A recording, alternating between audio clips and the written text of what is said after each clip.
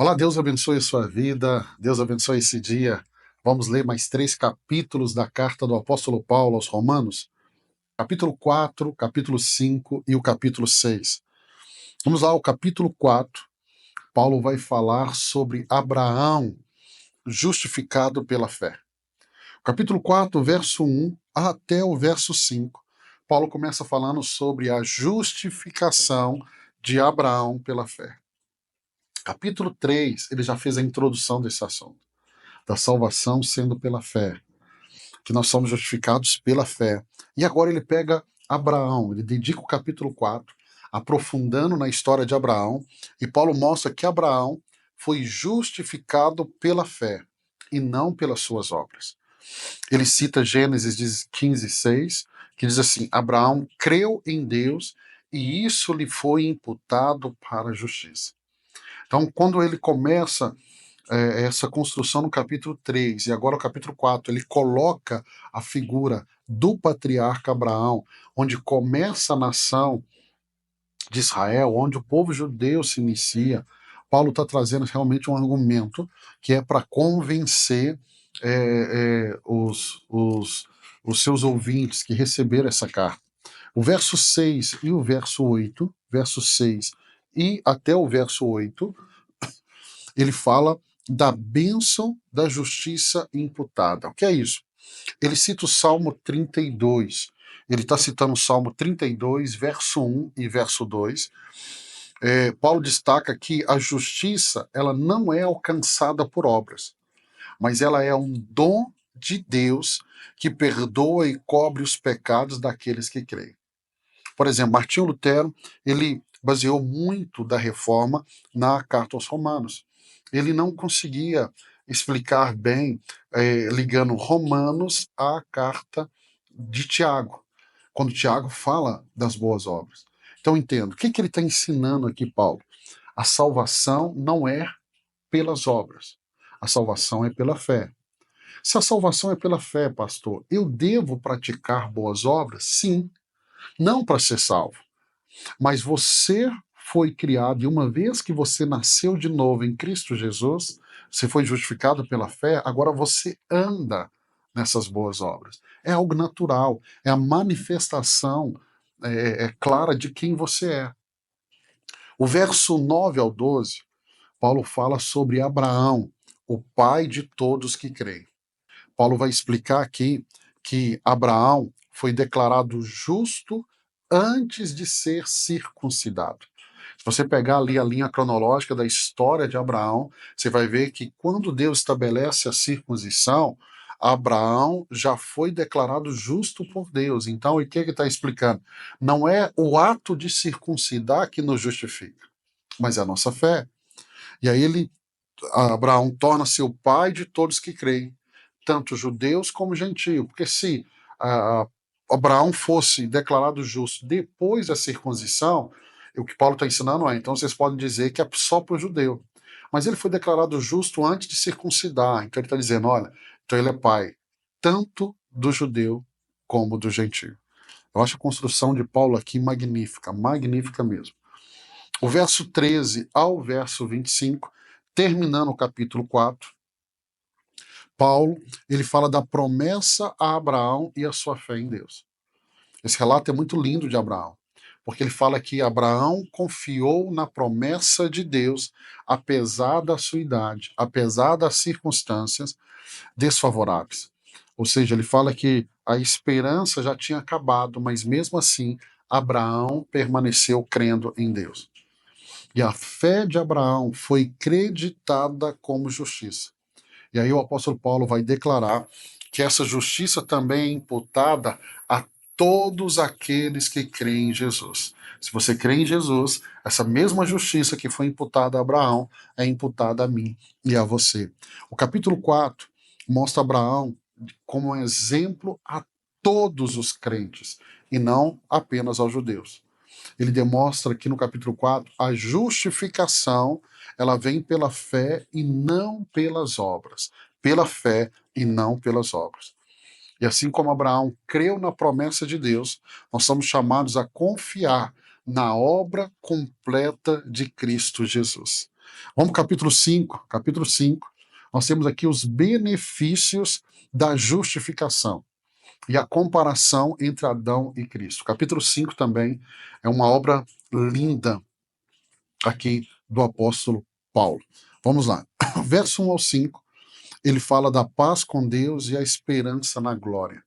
Paulo, ele fala que por meio da justificação da fé, já vimos isso no capítulo 4, por meio de Abraão, nós temos agora a paz com Deus. E essa paz nos leva a uma esperança inabalável na glória. Mesmo em meio às tribulações, nós temos essa paz. E ele fala do amor de Deus que é derramado em nossos corações pelo o Espírito Santo. O verso 6 ao 11, ele fala do amor de Deus demonstrado em Cristo. Paulo explica que Cristo morreu por nós quando nós ainda éramos pecadores. Agora, como justificados, somos reconciliados e salvos da ira de Deus. O verso 12 ao 21, Paulo agora fala de Adão e Cristo. Adão e Cristo. Ele fala da entrada do pecado e da entrada da graça. Ele fala que o pecado entrou no mundo por meio de Adão. E por meio de Adão, o pecado entrou e trouxe morte a todos os homens. E aí, em contraste, ele fala que Cristo, o último Adão, trouxe graça e vida eterna para todos que creem. Então, por meio de um homem veio a morte, por meio de um outro homem veio a vida. Por meio de Adão veio a maldição, por meio de Cristo a maldição foi quebrada. Então ele faz esse contraste lindo do primeiro Adão e de Cristo, o segundo Adão, o último Adão. É muito lindo isso. Esse capítulo, ele nos chama a viver essa confiança na esperança da justificação e o que ela nos proporciona. Ela proporciona paz com Deus, ou seja, nós podemos ter alegria em meio às tribulações e a certeza da salvação. Elas são bênçãos que vão transformar a nossa perspectiva.